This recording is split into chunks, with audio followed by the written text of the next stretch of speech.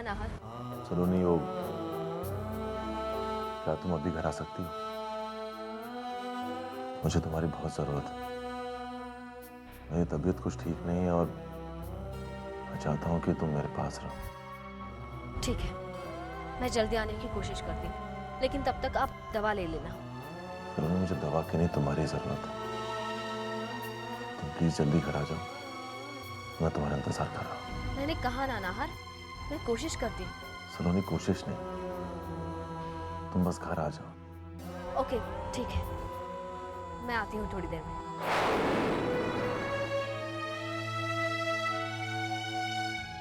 गाड़ी घर की तरफ ले लूं? ओह, तो तुम कान लगाकर मेरी बातें सुन रहे थे? नहीं हुकुम, वो आप फोन पे बात कर रही थी ना, तो इसलिए मैंने सोचा कि चुपचाप गाड़ी स्टूडियो ले चलो। बेवजह अपना दिमाग लगाने की कोई जरूरत नहीं है।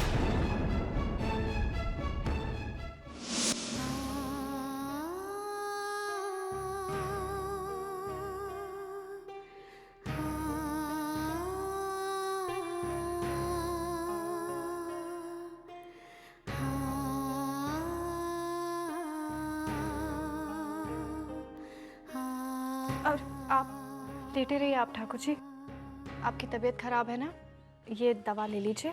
तुम्हें कैसे पता चला कि मेरी तबीयत खराब है?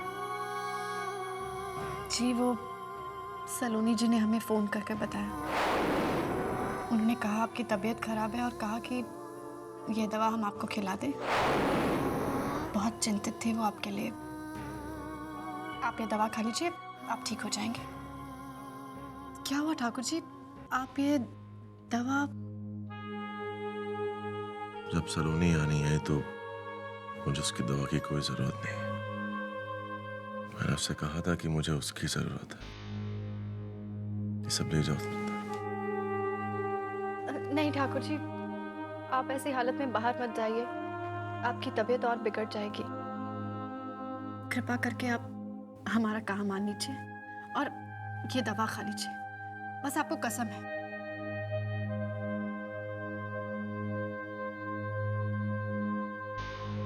क्यों ऐसा लग रहा है कि मेरे अपने पराये हो रहे हैं और पराये अपने? ठाकुर जी नीचे।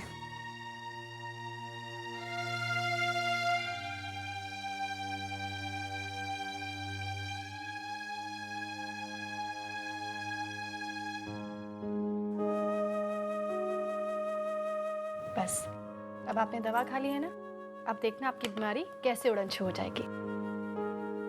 आप आराम कीजिए, हम चलते हैं।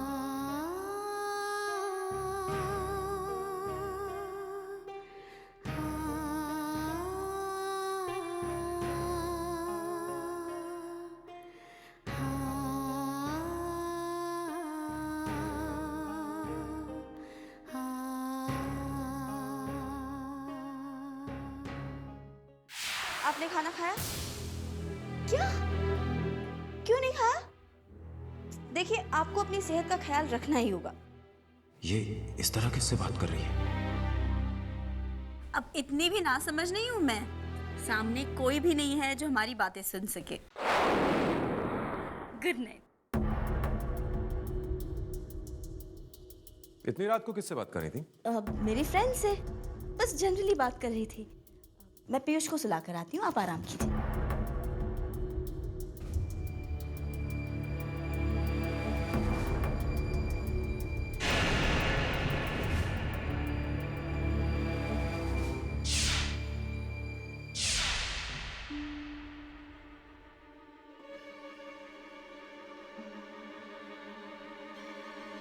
हेलो,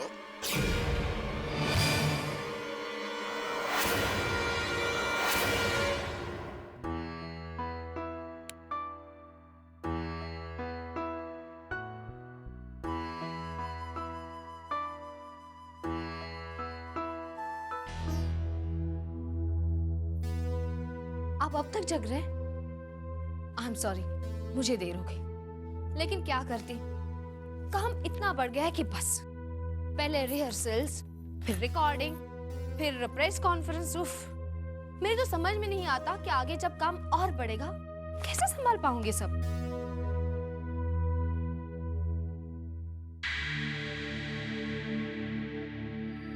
क्या बात है, आप मुझे इस तरह क्यों देख रहे हैं? कुछ नहीं, बस इंतजार कर रहा हूँ कि कब तुम्हारी बातें खत्म होगी और तुम्हें मेरा ख्याल आएगा।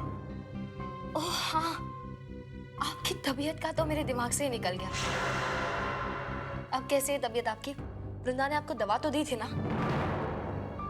एक्चुअली मैं एक रिहर्सल में इस तरह फंस गई थी कि बाहर निकलना ही नहीं हो पाया, और इसलिए मैंने वृंदा को फोन करके कहा था कि आपको दवा दे दे। तुम कहना क्या चाहती हो कि तुम्हारे मेरे प्रति जो फर्ज है वो वृंदा पूरा करेगी? ओ प्लीज नाहर, अभी जरा सी बात पर शुरू मत हो जाना। मैंने बताया ना, वहाँ काम इतना था कि उसे बीच में अधूरा छोड़कर मैं नहीं आ सकती थी, और दवाई वृंदा ने दे दी तो क्या हो गया? वो इस घर में रह रही है तो इतना तो काम कर ही सकती है ना। और अगर वो नहीं होती तो भाभो, तारा भाभी सा, आदिति भाई सा सभी तो थे ना। सब थे सलोनी, सब थे, लेकिन आज जब मुझे तुम्हारी जरूरत थी तो तुम नहीं थी। मेरे फोन करने के बावजूद भी तुम यहाँ नहीं आई। क्यों तुम्हारे लिए मेरे अलावा दूसरी चीजें ज्यादा इंपॉर्टेंट हो? बस ना, अगर मेरे इतना बताने के बाद भी आप कुछ नहीं समझ सकते तो मैं आपको कुछ नहीं समझा सकती। चाहते क्या है आप? मैं सब कुछ छोड़कर घर में बैठी रहूं, और वो भी इन छोटी छोटी बातों के लिए जिन्हें कोई नौकर भी कर सकता है? बिल्कुल नहीं। अगर तुम्हारे लिए अपने पति की देखभाल एक छोटा और मामूली काम है तो तुम्हें यहाँ हरगिज नहीं रुकना चाहिए। नाहर, आप इतनी छोटी बात का इतना बड़ा इशू क्यों बना रहे हैं? थक चुकी हूँ मैं आपके और इस घर के बाकी लोगों की शिकायतों से। बस अब मैं इस बारे में और बात नहीं करना चाहती। थक तो मैं गया हूं सलोनी, तुमसे, तुम्हारे इस रवैये से, और अब तो तुम्हें बर्दाश्त करना भी मेरे लिए मुश्किल हो गया।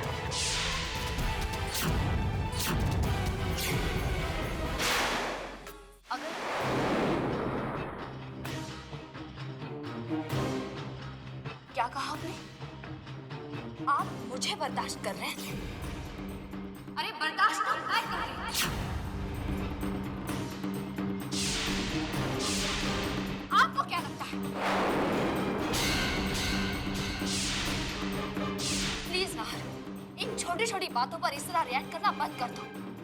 मैं एक प्रोफेशनल आर्टिस्ट हूँ, और इस नाते मेरी कुछ कमिटमेंट्स हैं, और वो कमिटमेंट्स मैं इसलिए नहीं छोड़कर आ सकती कि मेरे पति के सिर में दर्द है। अच्छा, काम के लिए तुम्हारा कमिटमेंट है, लेकिन इस घर के लिए मेरे लिए तुम्हारा कोई कमिटमेंट नहीं? नाहर, अगर मुझे आपकी चिंता नहीं होती तो मैं वृंदा को आपको दवा देने के लिए नहीं कहती। ओह, तो वृंदा के हाथों मेडिसिन भिजवाने से तुम्हारी जिम्मेदारियां पूरी हो जाती हैं। बस नाहर,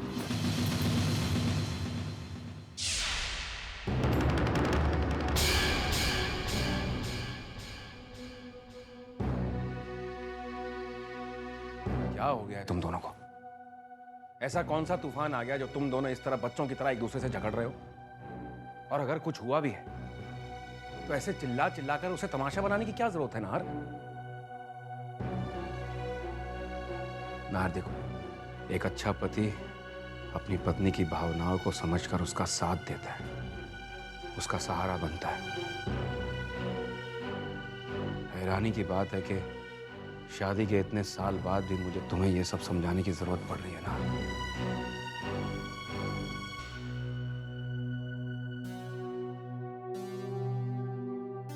और सलोनी, तुम्हें चाहिए कि एक अच्छी पत्नी की तरह तुम्हें अपने पति और घर परिवार के साथ वक्त गुजारना चाहिए। उन्हें वक्त दो ताकि किसी को शिकायत करने का मौका ही ना मिले। याद करो कि ये रिश्ते जो तुम्हारे... मुझे सब कुछ याद है भाई साहब, लेकिन आप जरूर कुछ भूल रहे हैं।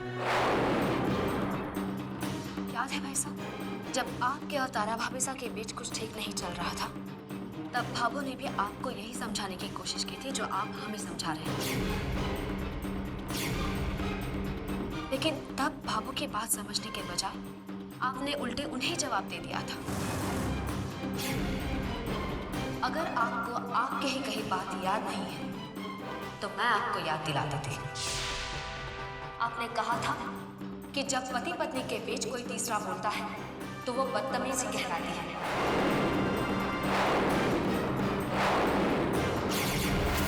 बुरा मत मानिएगा भाई साहब, लेकिन आज हम दोनों पति पत्नी के बीच बोलकर आप भी तो वही कर रहे हैं।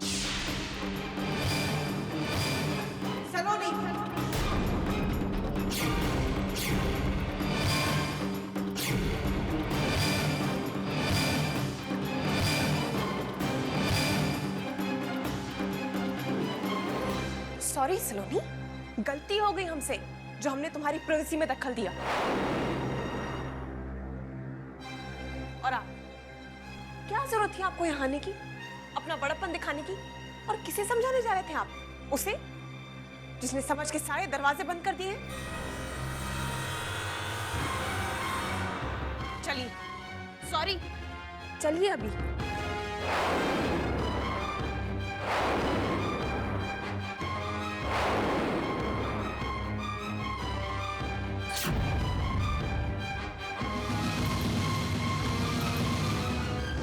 तारा, तारा क्या कर रही हो तुम? क्यों मुझे वहां से ले आई इस तरह? तुम्हारे इस तरह से रिएक्ट करने की वजह पूछ सकता हूं मैं? क्या हो गया तुम्हें तारा? ब्रजेश देखिए, I'm really sorry, लेकिन मैं आपका अपमान होते हुए नहीं देख सकती। आपकी इंसल्ट करने का अधिकार किसी को नहीं है। तो फिर सलोनी की हिम्मत कैसी हुई कि उसने? ऐसी बात नहीं है तारा, तुम बेकार की। देखिए ब्रजेश, आपका दिल बहुत बड़ा होगा, मेरा दिल उतना बड़ा नहीं है। मैं आपसे हाथ जोड़कर रिक्वेस्ट करती हूँ, उस मामले से दूर रहिए प्लीज। सलोनी ने जो हालात इस घर में पैदा किए हैं, वो उन दोनों को आपस में ही सुलझाने दीजिए। आप कुछ मत बोलिए। तारा, मैं इस घर का बड़ा बेटा हूं। नाहर मेरा छोटा भाई है। उसकी जिंदगी में अगर कोई प्रॉब्लम होती है तो उस प्रॉब्लम को समझना और उसे सॉल्व करना मेरा फर्ज है। लेकिन ब्रजेश, आपके फर्ज को दूसरे लोग दखल अंदाजी समझते हैं। सलोनी और नाहर समझदार है, कोई प्रॉब्लम होगी वो सुलझा लेंगे। हमें बीच में नहीं पड़ना चाहिए। और वैसे भी ब्रजेश, ये पति पत्नी के बीच में होने वाली कोई मामूली बहस नहीं है। बात कुछ और ही है। सलोनी ने ठान ली है कि वो इस घर में अपनी मनमानी करेगी, और जो कोई उसे रोकेगा या उसके सामने आएगा, वो उसे बेइज्जत करके छोड़ेगी। फिर चाहे वो आप हो, भाभो हो या कोई और। ब्रजेश, जब कोई सुनने को ही तैयार नहीं है, तो आपकी या और किसी की भी बात का कोई फर्क होगा उस पर? हैरानी तो मुझे भी हो रही है तारा। तुम जो कह रही हो वो आजकल मैं भी महसूस करने लग गया हूं। पता नहीं क्या हो गया है सलोनी को। जो हम चाहते थे वही हुआ। आखिर सलोनी और तारा के प्यार भरे रिश्ते में दरार पड़ ही गई।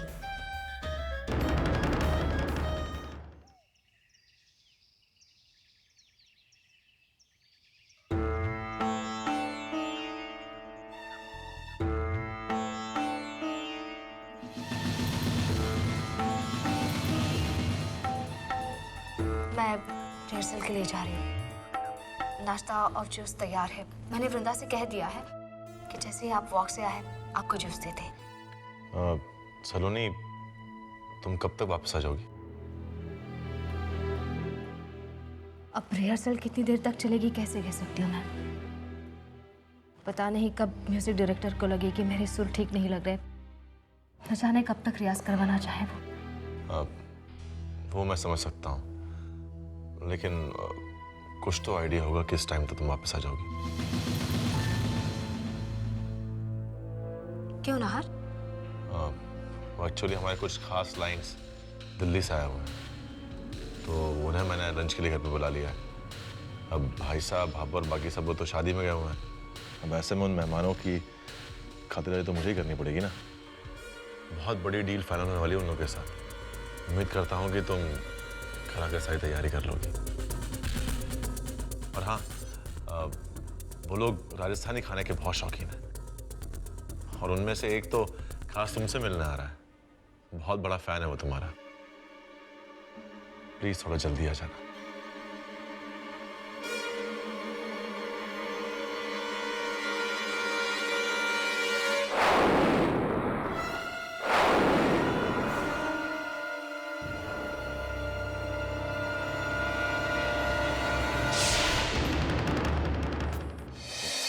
घर तो बड़ा शानदार बनाया है आपने।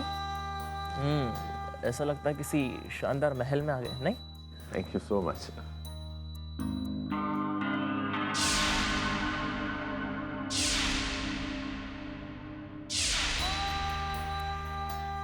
आपकी पत्नी कहाँ है? उनसे नहीं मिलवाएंगे? जरूर मिलवाऊंगा। आई नो कि आप लोग बहुत बड़े फैन हैं उनके। इस वक्त थोड़ी बिजी हैं किचन में, आप लोगों के लिए लंच जो बनाना है उनको। वृंदा, सलोनी ने सब कुछ तैयार कर लिया? जी।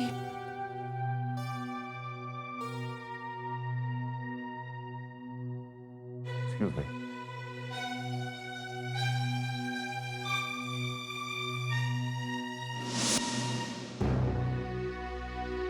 वृंदा, क्या हुआ? तुम कुछ छुपा रही हो मुझसे? बोलो वृंदा, मैं कुछ पूछ रहा हूं तुमसे। सलोनी। ठाकुर जी, सलोनी जी अब तक घर नहीं पहुंची है। घर वापस नहीं? मैंने कहा था उससे, फिर भी।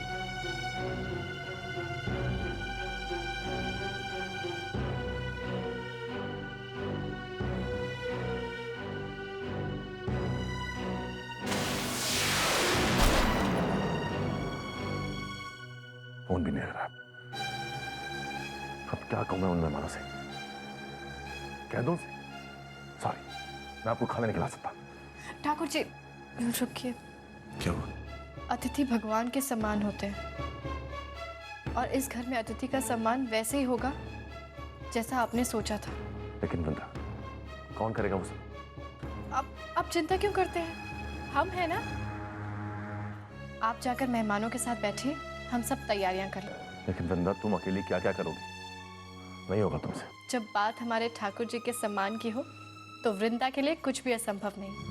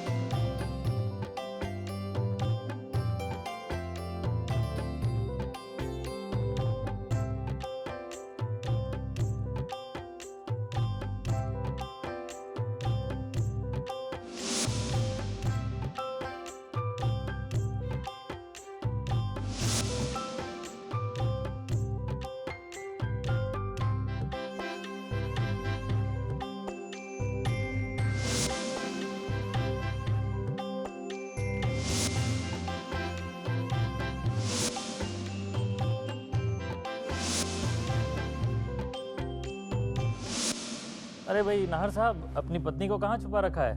अब तक तो काम भी हो गया होगा।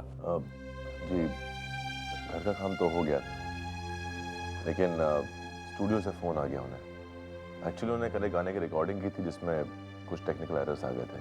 ओहो। तो आज वो गाना दोबारा रिकॉर्ड करना पड़ेगा उन्हें। अच्छा अच्छा। इसलिए वो अचानक चली गई यहाँ से। हाँ ठीक है भाई, सलोनी जी तो अब बड़ी स्टार हो गई हैं, उनको मिलना अब हर किसी के किस्मत पे कहाँ। वैसे कुछ खाना वाना मिलेगा या नहीं? जी ज़रूर।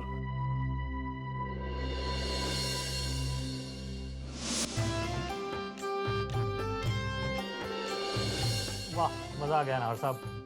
ऐसी दाल बाटी तो मैंने सालों से नहीं खाई थी, सच में। सचमुच बिल्कुल लाजवाब बनी है सारी चीज़ें। दाल बाटी तो मेरी फेवरेट डिश है, लेकिन अफसोस मेरी बीवी को वो चीज़ बनानी नहीं आती।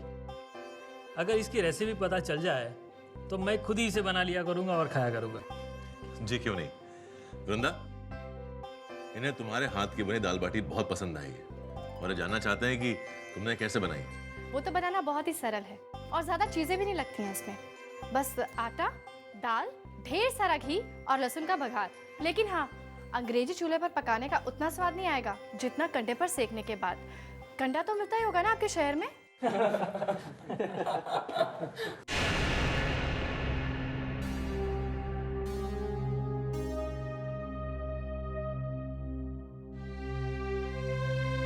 अरे वृंदा, भाई ये सब लोग तो तुम्हारी तारीफ कर रहे थे, तुम उदास क्यों हो गई?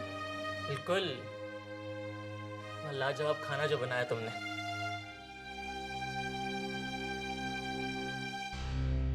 दिल खुश कर दिया तुमने।